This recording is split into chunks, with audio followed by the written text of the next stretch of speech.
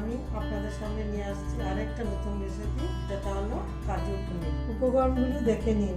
এখানে নিয়েছি 200 গ্রাম পনির, একটা পেঁয়াজ, একটা টমেটো, অল্প আদা, 2টা কাঁচা লঙ্কা, 15টা কাজু বাদাম, অল্প নুন ও অল্প চিনি। এখন আমি পনিরগুলোকে কম আঁচে ভেজে নিচ্ছি। লাইট করে ভাজতে হবে।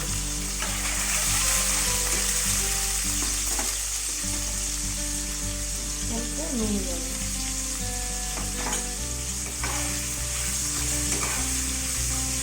পনিরগুলো ভাজা হয়ে গেছে। এখন আমি অন্য একটা পাত্রে সেটা উঠিয়ে রাখবো। তারপর পেঁয়াজটাকে কুড়িয়ে নিতে হবে, টমেটোটাকেও কুড়িয়ে নেব।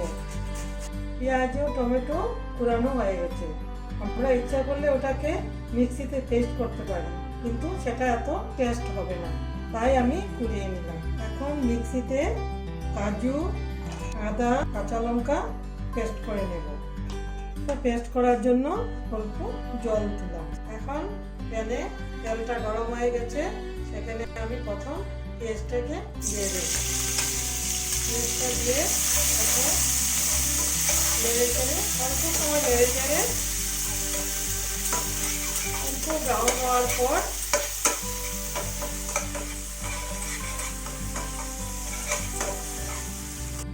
তারপর আমি টমেটো দিয়ে দেব। যেটা টমেটো কুড়িয়ে রেখেছিলাম সেটা দিয়ে দিলাম। টমেটো অল্প সময় হওয়ার পর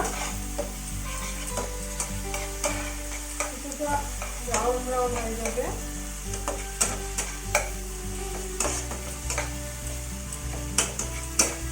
এখন আমি সেটাতে কাজুর মিশ্রণটি দিয়ে দেব। এখন অল্প জল দিয়ে দিলাম সেটার মধ্যে, তাহলে লেগে যেতে পারে। সময় নেড়ে চেড়ে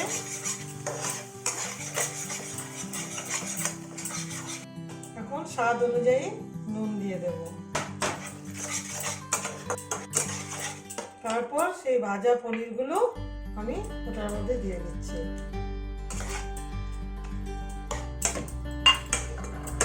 এখন পনিরটা মোটামুটি হয়ে গেছে, তাতে আমি আর অল্প জল দিয়ে দিচ্ছি। বেশি জল দিতে হবে না, অল্প জলেই থাকবে, ঘন ঘন থাকবে, দেখতেও সুন্দর লাগবে, খেতেও সুস্বাদু হবে। এর মধ্যে আমি অল্প স্বাদ অনুযায়ী অল্প চিনি দিয়ে দিচ্ছি। আপনাদের উপর নির্ভর করে নিজেদের টেস্ট অনুযায়ী দেবেন। অল্প সময় নেড়ে চেড়ে একটু ঘন হওয়ার পর আমি নামিয়ে দেব। এখন পনিরটা হয়ে গেছে, আমি ওটাতে অল্প গরম মশলা দিয়ে দিচ্ছি। এই পনিরটা আপনি গরম ভাতের সাথে বা পরোটার সাথেও খেতে পারবেন। সেটা খুব টেস্টি এবং অতি অল্প সময়ের মধ্যে হয়ে যায়।